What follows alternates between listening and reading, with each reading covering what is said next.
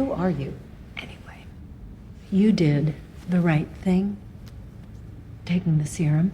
Yeah, of course I know about that. I actually think it was the second best choice you've ever made in your life. And I'll tell you something, it has made you very, very valuable to certain people.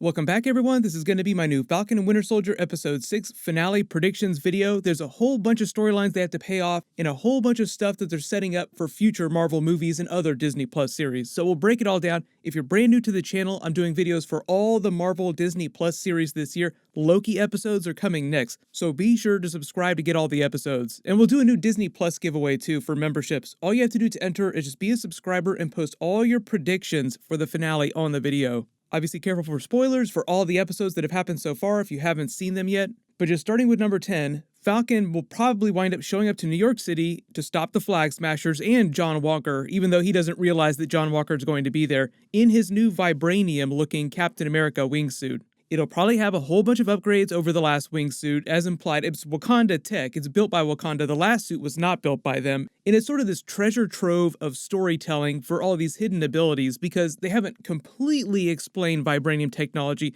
It's so advanced that it's almost like magic, like the way that Iron Man transitioned to the nanotech versions of his armor in Avengers Infinity War and Avengers Endgame. They could literally do anything that you wanted them to do on a story level. So that's why there were so many surprises and big WTF reveals during that battle in Avengers Endgame.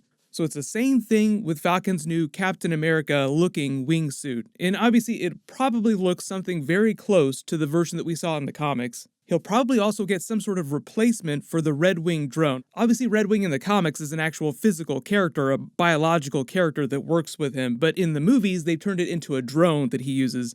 Carly and the Flag Smashers destroyed the last Red Wing. Press F in the chat to pay respects, so hopefully there'll be some sort of replacement for that. Also, you have the idea that Torres is supposed to become the next version of Falcon in the comics after Falcon becomes the next Captain America, so they might also pull off that transition in some sort of ending scene, just implying that he will eventually fix Falcon's old wings and use them himself. Number 9, John Walker is probably going to get that phone call from Val as she teased, "Pick up the phone when I call you, Madam Hydra, whatever you want to call her." I don't think they're ever going to call her Madam Hydra during the Disney Plus series. But she's probably going to tell him to go to New York City to get rid of the Flag Smashers so the GRC vote can move all the refugees into different camps and go forward. Just to explain what's going on with that, it's basically a massive deportation. Like if a few European countries where most of what they're talking about, most of the events of the series are taking place, even though it's implied that the GRC is acting all over the world, most of this on the series has been localized to a couple European countries. It'd be like them basically deporting their entire homeless population. Like, you know what, we don't want you here, so we're just going to move you into a couple of giant concentration camps. And because we're talking about the Captain America movies being inspired by all of those, the World War II concentration camp metaphor is supposed to be pretty obvious here. Even though in present day, the GRC was born out of Avengers Endgame and the blip where everyone came back. And the reason for doing this, the reason why the GRC is doing this, is basically what amounts to all the blip people, including criminals like evil people that got blipped back, and all the other characters on the spectrum of good and evil, basically saying, "Give me back all my stuff," to the people who did not get snapped and sort of moved into other territories. I used the Spider-Man and Aunt May example from Spider-Man Far From Home a couple videos ago. Aunt May joked that she got blipped back, but in her apartment another family had already moved in that 5-year time span. So during the events of that movie, they used it for more of a comedic spin, like, "Oh my god, she's a ghost, what's going on here?" Falcon and Winter Soldier is taking the darkest timeline approach to that idea, like what's the worst possible thing that could happen when all these people start coming back? So part of the idea of the finale is that there'll be some better resolution to that, like it will force the council to find some better resolution than just deporting all these people. Number 8, per the trailer footage, John Walker probably tries to get rid of them exactly the way you think he does, by basically killing all the super soldiers like Carly, with his rinky-dink homemade Captain America shield. John Walker made that shield in a cave, with a box of scraps. But number 7, here's the thing though, as pretty much everyone has guessed after seeing that post-credit scene of him hammering the shield, that very dark twist on the Iron Man scene of him building the Iron Man Mark I armor in the cave, that new homemade shield, that new cosplay-looking shield, won't actually do him any good. Yes, it is made of regular steel, his welding skills leave a little to be desired, so yes, he could hurt people using the shield. However, because it's not vibranium, it's way easier for the super soldier Flag Smashers like Carly to deal with in battle. Like you see her here kicking it as if it's a soccer ball, like no big deal. If it were vibranium, and because John Walker is a super soldier with super strength, if he threw it at her with intent to kill, the vibranium shield, it would probably break her foot and her leg. Also too, because Falcon has the new vibranium wingsuit, he could use his wings to slice that shield up pretty easily. So number 6, another really big prediction, the narrative of the show has purposefully set up John Walker to fail at his task of destroying everyone in the finale, and fail miserably, mostly because the major turn of the finale, one of the major twists, is Falcon really becoming the new Captain America and saving the day, so to speak, in a very public way with the whole world watching. Remember, the title of episode 4 is The Whole World is Watching, and it was basically a metaphor for John Walker being caught by the whole world on those camera phones, killing the Flag Smasher. So what better way for Falcon to be acknowledged as the new Captain America than to prevent a whole bunch of senseless killing by keeping things from escalating in the finale, which is exactly what John Walker is so infamous for now. Yes, he does solve problems, but he does them in the worst possible way imaginable. The whole reason he was stripped of the Captain America title from the government was because he got caught killing the Flag Smashers in public. Like, yes, we want you to get rid of them, but do it in a way that won't cause an international incident. So the newer Captain America wingsuit-looking version of Falcon saving the day will probably wind up being the opposite of that episode 4 ending scene. Saving the day in the most public way possible, but in a way that inspires a lot of hope in people, forcing the government to acknowledge him as the new Captain America. And tangentially after that, Falcon being able to use some of his pull, his public persona, to get justice for Isiah Bradley, and forcing the government to add him to the Captain America exhibit at the Smithsonian, and maybe his former squad mates as well. Like, they had a whole section about the Weapons Plus program and the people that were killed as part of the super soldier test back in the 1950s. Number 5 prediction, behind the scenes, the government official here who took the shield back from Falcon in episode 1 and then made John Walker Captain America, then promptly took the title away from him, and now who's being super shady trying to rush the vote at the GRC, will also get his comeuppance. Like, he's meant to come off as a super shady dude. Obviously he doesn't care about any of the refugees and is himself causing a lot of problems, even though it seems like he's on the side of law and order. Like, he's meant to be the worst possible politician you could imagine, but in a less obvious mustache-twirling way than, say, like Gary Shandling's Hydra character. He was the senator who tried to rake Iron Man over the coals in Iron Man 2, but then later in Captain America Winter Soldier, it was revealed that he had been a member of Hydra the entire time, one of the evil guys. And the funny thing about this character is that they haven't even given him a name in the credits. He's just called Government Official. Normally, the way they've used him in the series, you think he's a slightly bigger character. Number 4, Carly and the Flag Smashers will probably accomplish most of their goals, creating a huge international incident that will bring a lot of attention and sympathy to the plight of the people in the camps. But since she's killed a whole bunch of innocent people, she is a full-blown criminal. And because she's also a super soldier, she and any of the other Flag Smasher super soldiers who wind up surviving the finale will probably get thrown in the Raft prison along with Baron Zemo. I know a lot of people are wondering if they kill any of these characters off during the finale. They'll probably kill at least a couple of the Flag Smasher characters. It would be weird if it was a completely bloodless finale.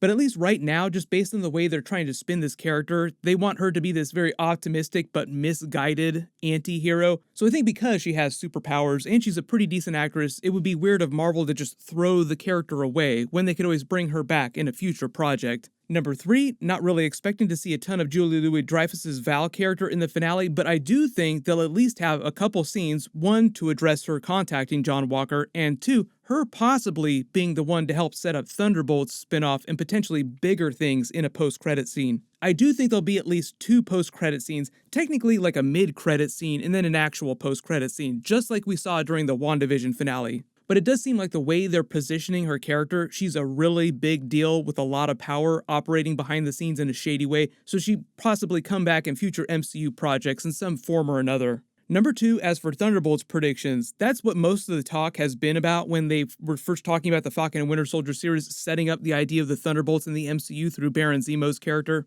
As sort of like a future anti-hero spin-off Disney Plus series, like the way that DC is doing an HBO Suicide Squad series.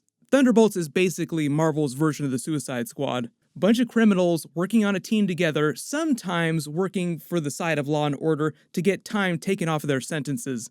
And if you're not a big comic book reader, the whole idea of the Thunderbolts becoming a thing in the MCU also goes hand in hand with the idea the Dark Avengers might become a thing. because a lot of what's happening in the MCU right now in the Marvel Disney Plus series, in the future Marvel movies, is similar to what was happening in this big paradigm shift in the comics between big comic book events. It's just that the events themselves were a little bit different. Like the whole idea of who is responsible for keeping the world safe after these major events happen. So the events in the comics that sort of precipitated this were them entering the Dark Reign period after an Avengers Secret Invasion event. In the movies, obviously it's a similar situation, but it's all coming from Avengers Endgame, Thanos' invasion, and the official Avengers team sort of disbanding temporarily after that happened. If it wasn't clear, a lot of the producers have kind of explained that in the MCU, there's really no Avengers team that is active at the moment, even though some of the Avengers are still alive, and Falcon still calls himself an Avenger. Like when he was trying to get himself that bank loan, and they made the joke about the Avengers not getting paid.